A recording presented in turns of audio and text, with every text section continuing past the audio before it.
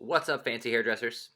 Today, Ben is going to cut a pixie, but kind of like a mullet, concave kind of a pixie. You've seen a few short haircuts, sort of pixie style haircuts on our website maybe before, but the difference with this one is it's working mostly with layering and short to long shapes and a lot less with graduation on the sides building up to something.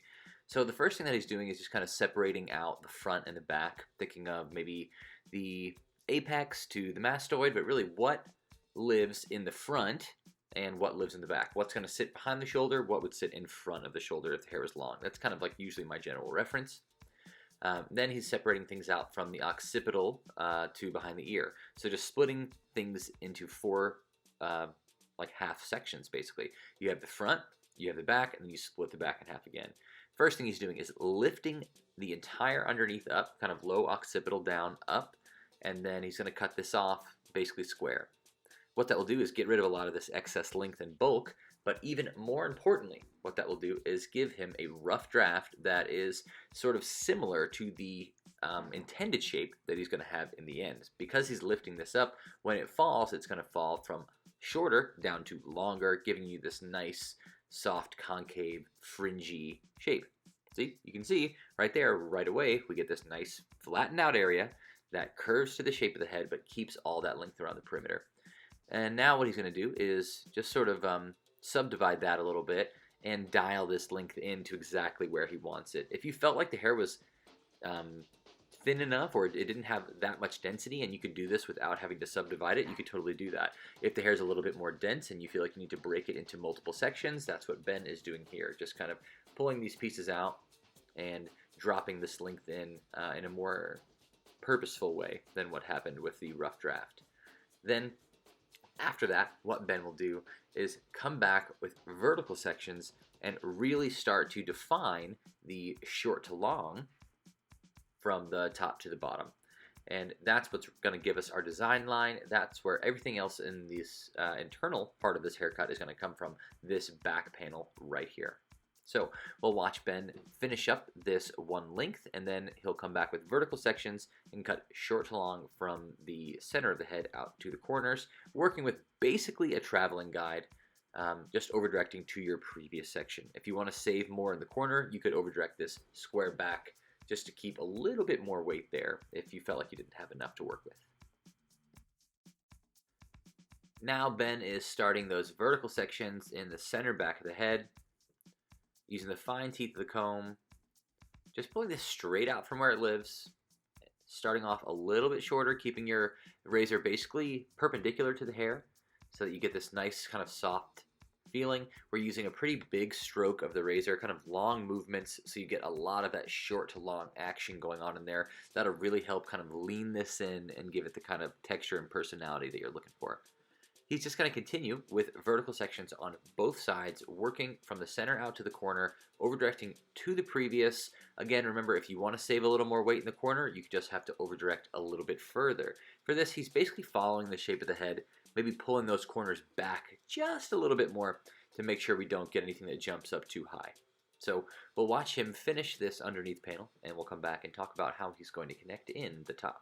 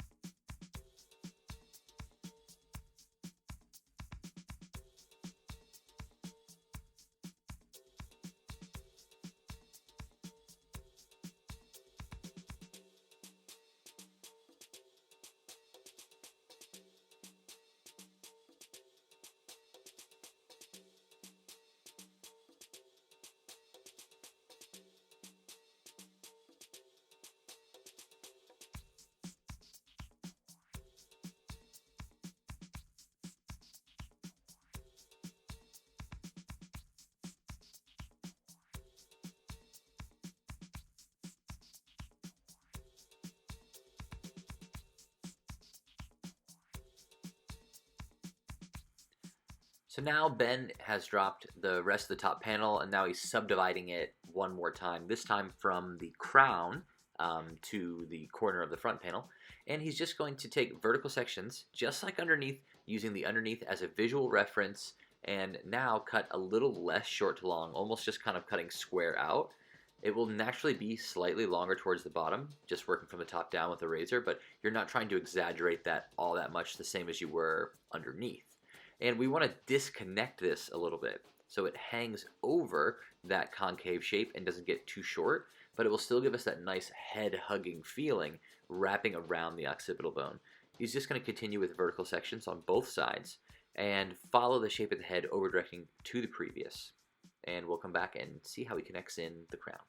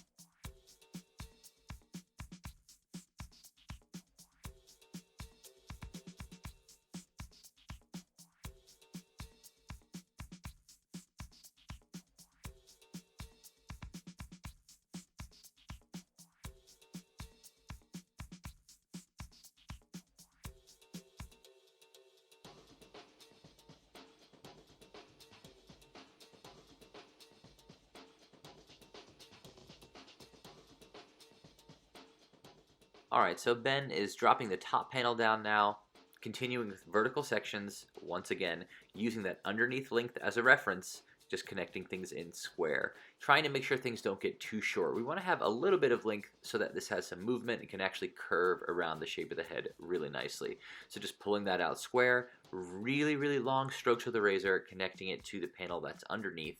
over directing to the previous. You're going to see the length in the corners get a little bit long here, but don't worry, when we come back through the front, we're going to cut that off. So if you're trying this on a mannequin or a model and you notice that the length of the corners are getting really long, remember that you're going to come back and take that off. So don't worry, it'll still have a nice pixie vibe once you finish with the side panels.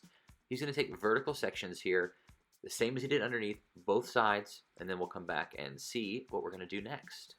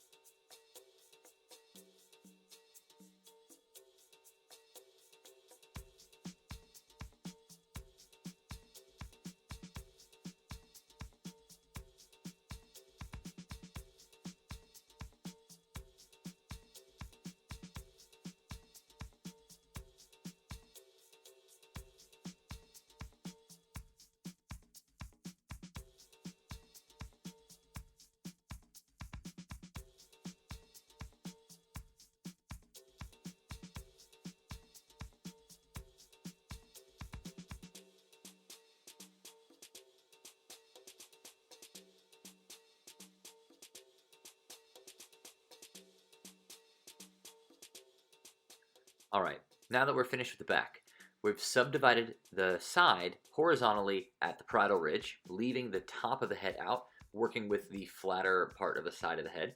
And we're going to take diagonal back sections now, working from the front to the back, still cutting short to long from the top to the bottom. We want to keep this kind of nice and fringy, have that soft, longer sideburn piece to work with, so it has that kind of accent around the cheekbone. But we're taking these sort of vertical diagonal back sections. And remember when I said that about the corner, that the corner was going to get long in the back?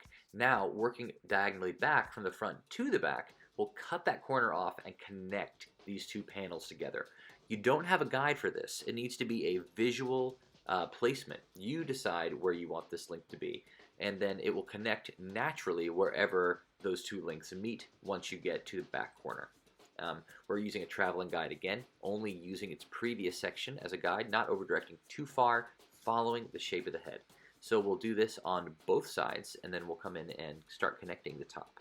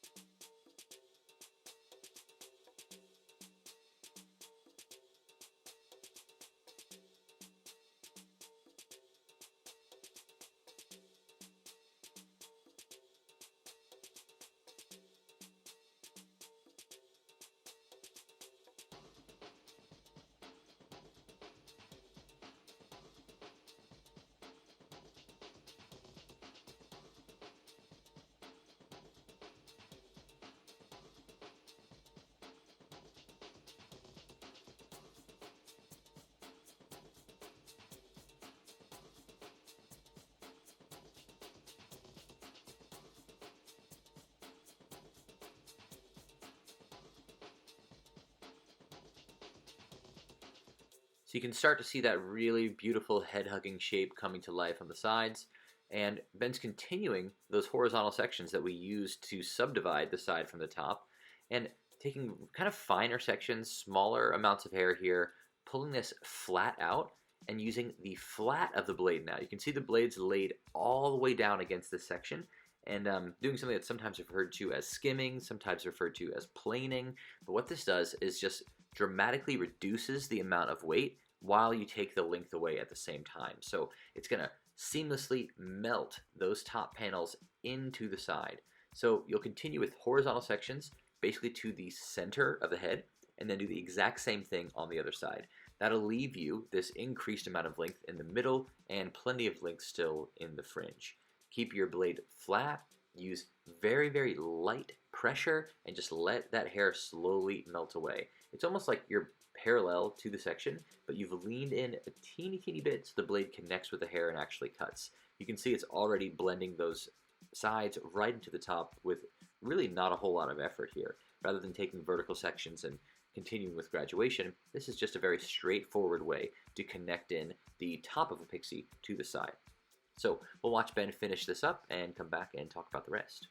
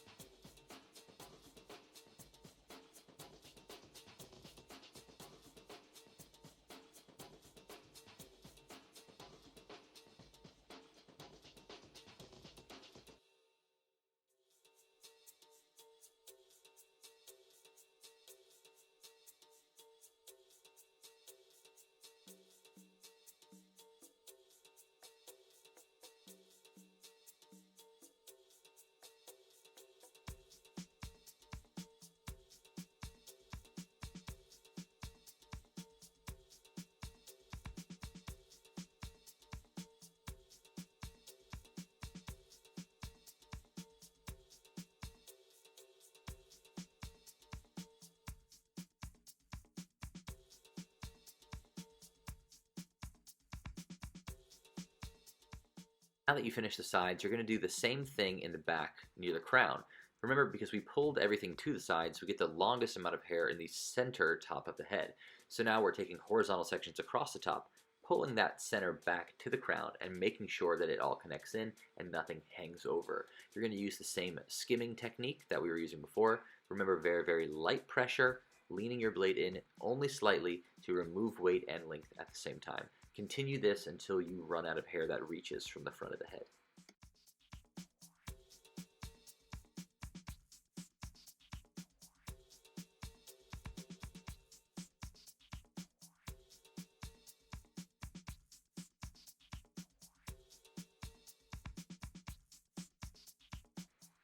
Now Ben has subdivided out a fringe section through the front. And this is going to be pretty much freehand. He's just looking at what wants to live in this area, what's going to naturally sit there around the eyebrows and in the front, and then he's just going to pull it straight down, pretty similar to how we blended in the length in the back, using the same skimming technique again to remove length and weight and get a really, really beautiful, soft, Pixie-like fringe. And he's just going to keep on adding that length in until he's happy with the amount of weight that he sees there. So you'll see this triangle section happen. He'll kind of combine the triangle into the rest, and anything else that needs to be added in, he will visually connect at that point.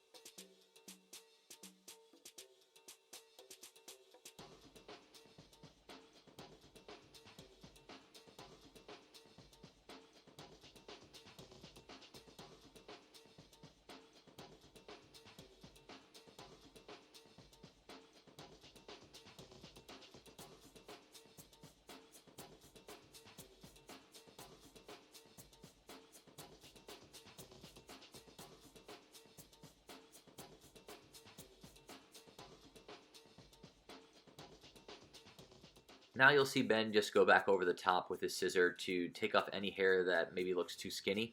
When you're doing that planing, it takes a lot of weight out, so you might want to go back through and just dial in those pieces that got too thin if you happen to see any. Just to review, for the top, we took horizontal sections and pulled this hair in every single direction. We pulled it to the sides, we pulled it back, we pulled it forward. On the sides and in the crown, we use the underneath panel as a guide. In the fringe, we do that visually, placing the hair in wherever we want it. Now we've changed her from that sort of neutral brunette to this warmer auburny brown, and we're adding in a hair powder to give some structure and texture. It's a really awesome way to get a freely manipulated styling. It literally gives the hair this really nice foundation that you can still push around and move around, so you don't get the tackiness or the stickiness of a wax or a hairspray or a gel. And now we'll see our end result. Ben will take you through a couple different styles, just pushing things around with his hands to show you all the different options that this look will give you. I hope you guys have fun cutting this, either on a doll or on a mannequin. If you use it, tag us, we'll share it, and we'll see you again for another step-by-step soon.